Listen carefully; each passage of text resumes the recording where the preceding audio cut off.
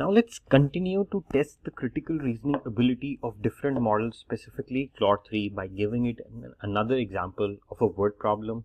This time I'm going to try and keep it at the image level. So I'm going to copy this entire image into the prompt, into the LLM, and basically what happens here is that this is a table with some data about different stats about by commodity for Brazil agricultural products in 2009, and then it's followed by 3 questions and you have to answer by saying either yes or no to each one.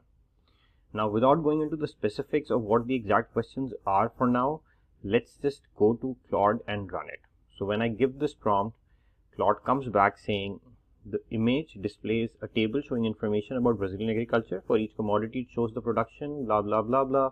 Based on the information provided, all the statements are true, and it comes back saying all the 3 statements are true. If I go to ChatGPT, it comes back saying that the first statement we don't know yet, the answer is no.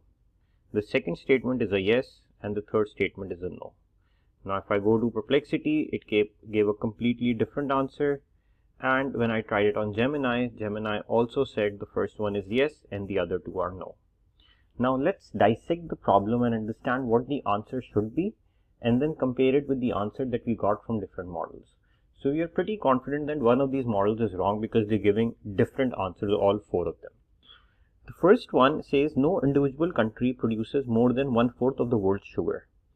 Now sugar is here, production rank of Brazil is number 1 and it produces 21%. So this statement is true.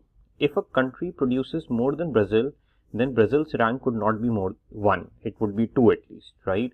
And since as the top producer it's producing 21%, there is no other individual country that produces 25%. So this statement should be true.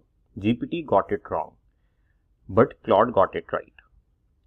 In the second one, if Brazil produces less than 20% of the world's supply of any commodity listed in the table, Brazil is not the world's top exporter of that commodity. Now this statement is false from the example of beef and chicken. So if you see, Brazil produces less than 20% of the world share, but its exports, because it's specifically saying is not the world's top exporter, it's still the world's top exporter. So this is a contradiction.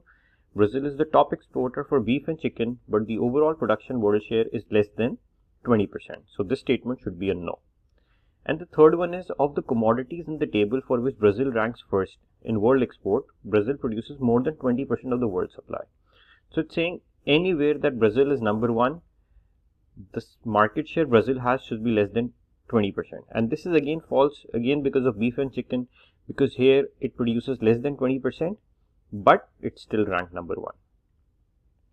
Now let's try and dissect why GPT made a mistake and how did I rectify it. So first I gave it the same table as a text to make sure that it's not an image recognition problem, and it came back giving me similar answers to the previous one. So then I had to specifically guide it and say, for point number 2, how about beef and chicken? So I pointed out specifically, giving it a soundbite that okay, this is the problem that you are not going through, and it then updated its answer saying the second statement is a no because Brazil is the top exporter of beef and chicken even though it produces less than 20%. So that's how I solved this problem here. Similarly with Claude did the same thing. First it said all the statements are true. No individual country produces, this is correct. Now, but these 2 statements were supposed to be false because beef and chicken were outliers. It was not able to understand that. I also asked it to do this solve step by step, but still it made the same mistake. Lastly, I had to point out the beef and chicken and it was able to update its answer. Now I want to take a minute to help you understand why the models are making a mistake. When a model reads this statement, if Brazil produces less than 20% of the world's supply of any commodity listed in the table, it automatically adds the first filter on production market share to 20%, ignoring the beef and the chicken. Although Brazil is the top exporter for these 2 quantities. If I reword this prompt where I say if Brazil is not the world's, if Brazil is the top exporter of that commodity, does it always produce less than 20%? So if I talk about this statement first and this statement later, the LLM won't make a mistake because then it will first filter out the ones and then go check out their market share. Right now it's restricting itself to 20% market share and then checks if they ranked 1, and that's why it missed beef and corn, chicken in this specific example. So the way the prompt is structured is too tricky for the LLM to answer the question. So keep that in mind when you're working with your own prompts. Make sure you're not structuring a prompt in a way that makes GPT do something first before checking on the other thing. So the sequence of the task that you assign makes a huge difference. And that was the idea here.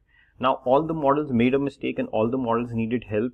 So this is a good idea of why these models have limitations and how you can structure your prompts better